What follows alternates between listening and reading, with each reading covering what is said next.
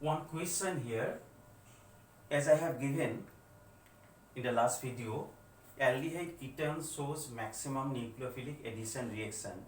Based on that, one question asks why aldehydes are more reactive than ketones towards nucleophilic addition reaction. I mean, if you want to compare the reactivity of aldehyde and ketone towards this nucleophilic addition reaction, aldehydes always prefer. I mean, aldehydes are more reactive than ketones. Now, to write the answer of this question, by considering two effects, you can explain the answer. Number one, you can apply inductive effect, and number two, by applying steric effect, you can write the answer of this question. So, and you can apply both also. Now, what is inductive effect and steric effect, which takes place in aldehyde and ketone? This is one example of ketone. As you know, ketone contain both side carbon. I mean, both side alkyl groups should be present. Then it is called ketone. And what is aldehyde? Aldehyde should contain hydrogen with the carbonyl group. This is the general formula of aldehyde. Now,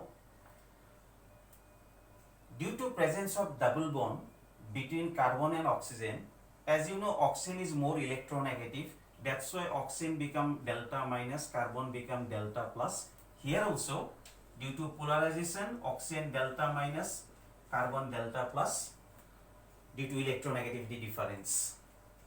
Now, since the carbon is positive, that is why the nucleophile negative ion will attack to the carbon in both aldehyde and ketone.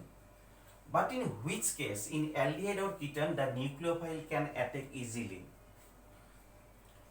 As you know, in ketone, there are two alkyl group present. Alkyl group means like methyl, ethyl, propyl. They are called the alkyl group. So alkyl groups are represented by R symbol. So any alkyl group, maybe methyl, maybe ethyl, maybe propyl. Here, as you know, alkyl groups are electron donating group, which is also called plaza affecting group, and that is called the inductive effect. So due to presence of alkyl group, they can donate the electron towards carbon because they act as electron donating group, plaza affecting group.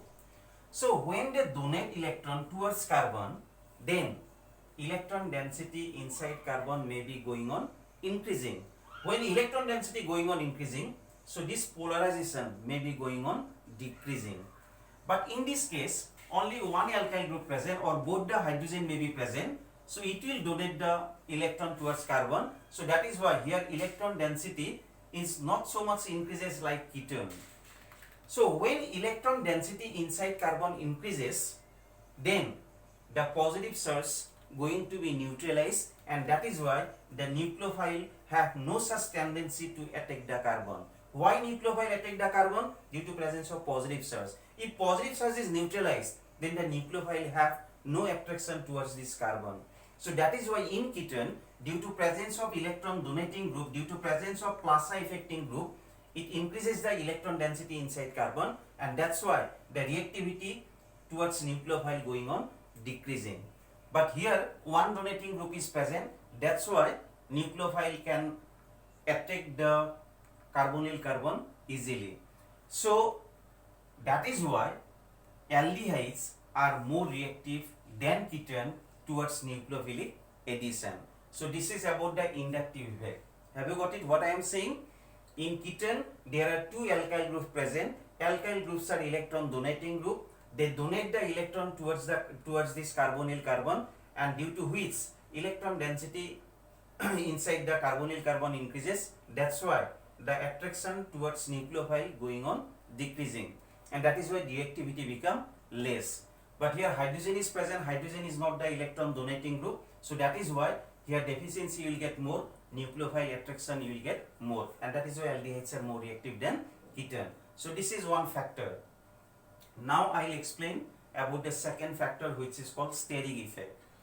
Do you know what is steric effect? Steric effect means it is the repulsion between bulky groups. I mean, If some larger size groups are present, then they can undergo repulsion. So here two R group present. R means the alkyl group. This alkyl group, they are larger size group.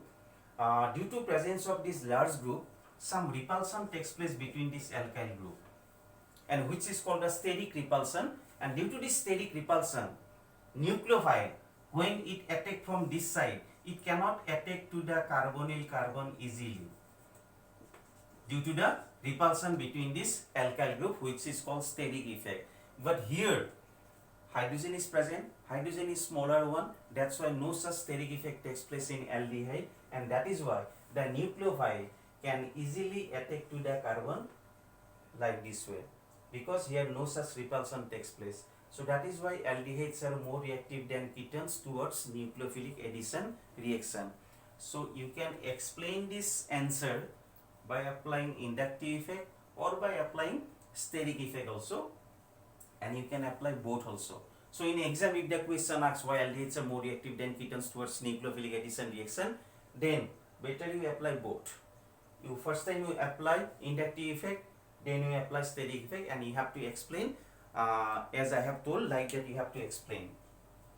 Now we do the chemical reactions of aldehydes and ketones.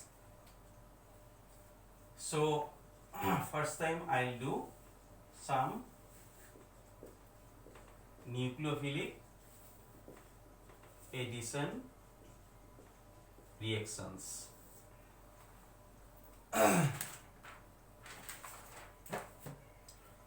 Number 1, addition of sodium bisulfite. Do you know bi means what? Bi means hydrogen. NaHSO3. This is called sodium bisulfite. NaHSO3. So this is one carbonyl compound. It may be aldehyde, it may be ketone. So I have written a general one so that you can apply for both aldehyde and ketone.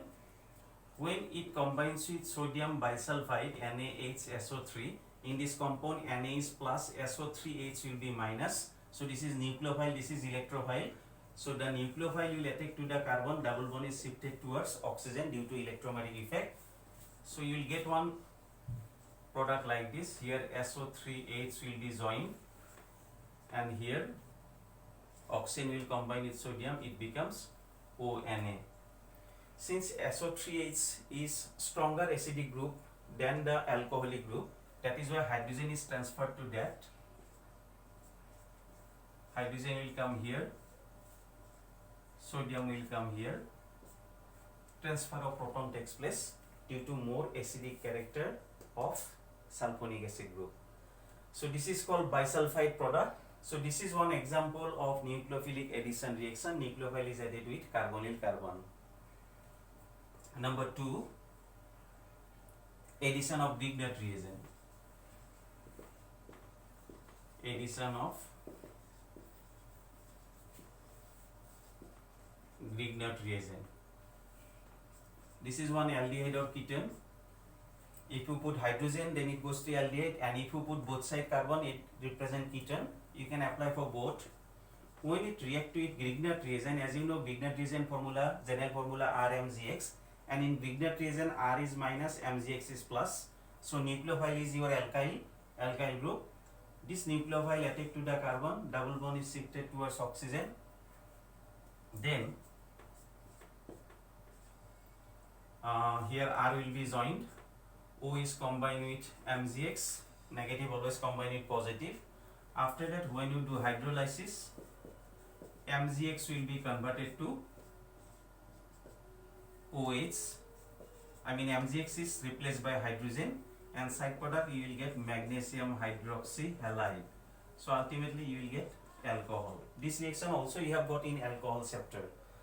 So when aldehyde ketone reacts with Grignard reagent, it will convert to alcohol. So depending on the aldehyde or ketone, your alcohol may be primary, may be secondary, may be tertiary, already you have got. Now addition of next reaction, hydrogen cyanide. Hydrogen cyanide formula HCN. hydrogen cyanide HCN. So this is carbonyl compound. This is your hydrogen cyanide. As you know, H is plus, Cn is minus. So Cn will attack to the carbon. So here Cn will be joined and this become H. After this, if you want to do hydrolysis of this compound, then as you know, when Cn is hydrolysis, it convert to carboxylic acid group like this. So these are the example of nucleophilic addition reactions. Thank you.